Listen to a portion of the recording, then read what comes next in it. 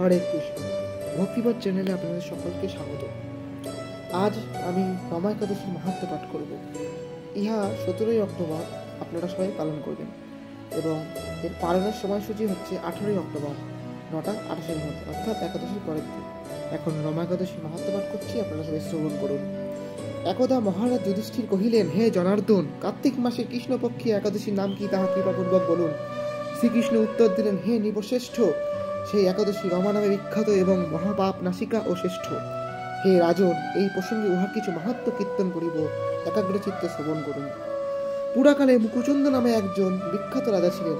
দেবেন্দ্র, যম, বরুণ ও কুবেরের সহিত তাহার বন্ধুত্ব ও বিভীষণের সহিত অত্যন্ত সদ্ভাব ছিল। তিনি বিষ্ণুভক্ত ও সত্য প্রতিজ্ঞ ছিলেন। এইরূপে তিনি নিষ্কণ্টনে রাজ্য শাসন করিতেছিলেন। চন্দ্রভাগা নামে তাহার একটি কন্যা ছিল। চন্দ্রসেনের পুত্র শোভনের সহিত তাহার বিবাহ হইয়াছিল। কোন সময়ে জামাতা শ্বশুরালয়ে উপস্থিত হইলেন। দৈবক্রমে সেদিন শ্রী হরিবাসর বা সুপুণ্যদ একাদশী তিথির আবির্ভাব। স্বামীকে দর্শন করিয়া পতিপরায়ণা চন্দ্রভাগা মনে মনে চিন্তা করিতে লাগিলেন, হে দেবেশ, আমার স্বামী অতিশয় দুর্বল, বিন্দুমাত্র ক্ষুধা সহ্য করিতে অক্ষম। কিন্তু পিতা দশমী দিনে রাজ্য মধ্যে পটহযোগে ঘোষণা করিয়া দিয়াছেন যে হরিবাসরে আহার নিষিদ্ধ। আমি এখন কি করি? রাজ্য মধ্যে রাজার নিষেধাজ্ঞা শ্রবণ করিয়া রাজ্জামাতা স্ত্রীকে জিজ্ঞাসা করিলেন, হে প্রিয়ে, অদ্য আমার কি করা কর্তব্য তাহা বলো।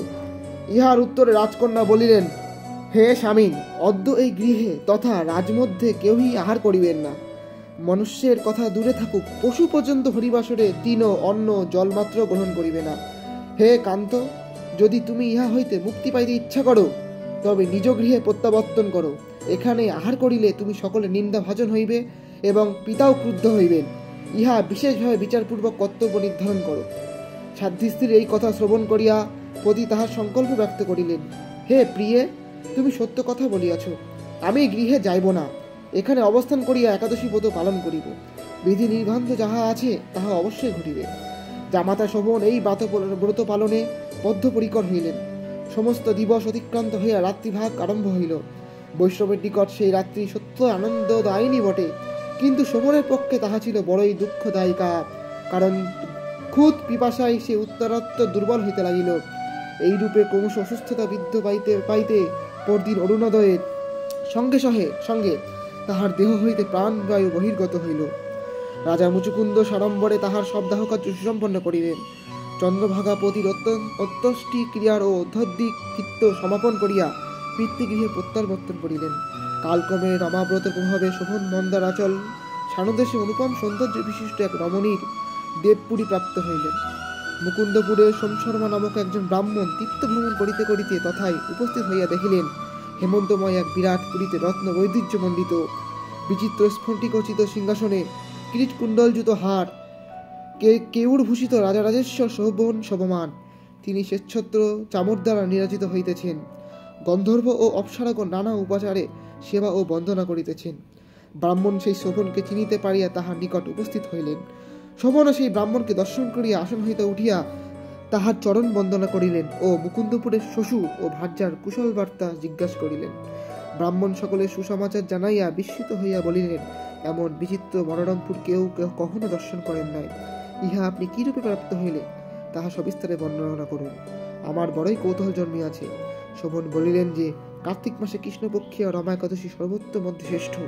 আমি উহা শ্রদ্ধা বিনা পালন করিলেও তাহার আশ্চর্যরূপ ফল লাভ করিয়াছি।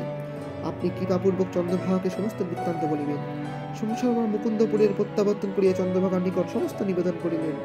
ইহা শ্রবণ করিয়া তিনি বলিলেন, তাহাকে দেখিতে বেশি ইচ্ছা করিতেছে। আমাকে তাহার নিকট পয়সা দিবার জন্য একান্ত অনুরোধ জানায়। আমি ব্রত পালনের পূর্ণভাবে একই প্রকার ধ্রুবপুর স্থাপন করিব। এখন পতির সহিত পুনর্মিলন ব্যবস্থা করিয়া আপনি মহাপুণ্য সঞ্চয় করুন। তখন সোমশর্মা চন্দ্রভাগা সহিত মন্দারে বামদেবের আশ্রমে গমন করিলেন। সেখানে ঋষি মন্ত্রপ্রবাহ ও হরিবাসর ব্রত পালনের ফলে চন্দ্রভাগা দিব্য দেহ ধারণ করত, দিব্য গতি লাভ করিলেন এবং পতির নিকট উপনীত হইলেন। স্বামী শোভন প্রিয়া ভাসিকাকে দর্শন করিয়া অতীব আনন্দ অনুভব করিলেন।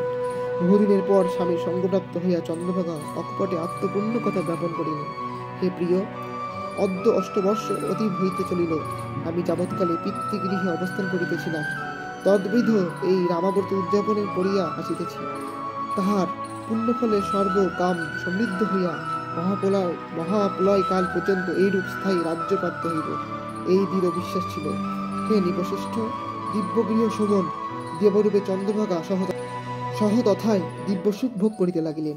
পাপনাশিনী ও ভক্তি মুক্তি প্রদায়িনী রমা একাদশী মাহাত্ম্য আপনার নিকট কীর্তন করিলাম। যিনি ইহা শ্রবণ করিবেন তিনি সর্বপাপ মুক্ত হইয়া বিষ্ণুলোকে পূজিত হইবেন।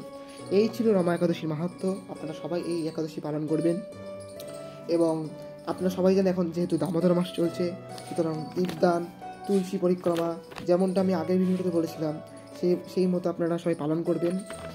রাধে রাধে।